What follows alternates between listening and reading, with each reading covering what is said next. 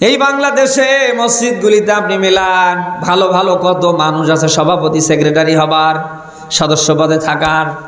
কই আমরা তাদের পাই না। এমন এমন মানুষদের সভাপতি সেক্রেটারি আর ওই যে সদস্য পদে পাই, তারা কারা? অধিকাংশগুলো হারামখোর আর হারামজাদা।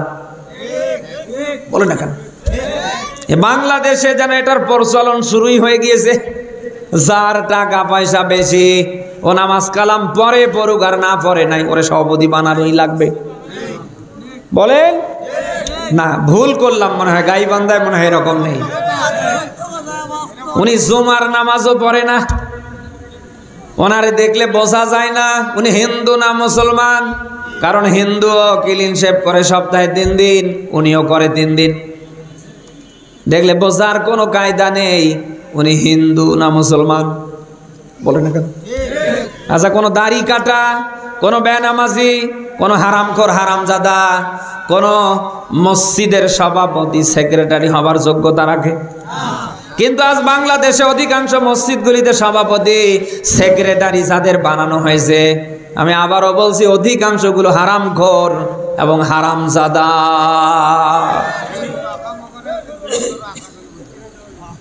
আজ মসজিদ কমিটির ভেতরে সভাপতি সেক্রেটারি এই কোয়ালিটির মানুষগুলি হবার কারণে আপনি দেখবেন অনেক মসজিদ আছে সেখানে ইমাম সাহেবরা, খতিবরা সুদের কথা বলতে পারে না, ঘুষের কথা বলতে পারে না, দুর্নীতি নিয়ে কথা বলতে পারে না। কথা বললেই উনি ওখান থেকে টেলিফোনে ধমক দেয়, ইমাম সাহেব চাকরি করার ইচ্ছা কি আছে? আমার দেশে ওই রকম কিছু আলেমও আছে, সভাপতি আর সেক্রেটারি যা কয় ওনারা তাই করে না। এরকম গোলালুমার কালেম নেই? হ্যাঁ, ওনারা সব সময় মসজিদের সভাপতি সেক্রেটারি আর সদস্য পদে যারা আছে ওনারা সব সময় ওদের পায়ে তেল দিতে ভালোবাসে না। এলাকায় এরকম নেই? উনি মসজিদে সুদের কথা বলতে পারে না, উনি মসজিদে হক কথা বলতে চায় না। উনি চিন্তা করে আমার সভাপতি সেক্রেটারি তো ওই কোয়ালিটির, যাক যা আছে কপালে, কি হয় হোক্কা, লা ইলাহা ইল্লাল্লাহ, কোন রকম দিন পার হলেই হয় আর আমার পকেটে টাকা আসলেই হয় না। এরকম আলেম নেই। আর এরে কি আলেম বলা যায়?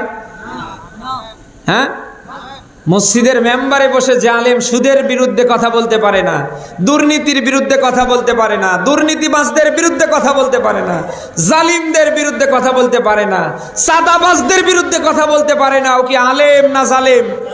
ওটা টাটকা জালেম। আর কোন জালেমের পেছনে কোনো মুমিন ইমানদারের ইক্তেদা হয় না, হবে না, হবে না। আমি আপনাকে মাসালা দিয়ে গেলাম, কোন মুফতির কাছে যাবেন, উনি হক কথা বলতে পারে না, সব সময় উনি জালিমের পক্ষ নেয়, দুর্নীতিবাজদের সাফাই গায়। নেই এরকম ভাই?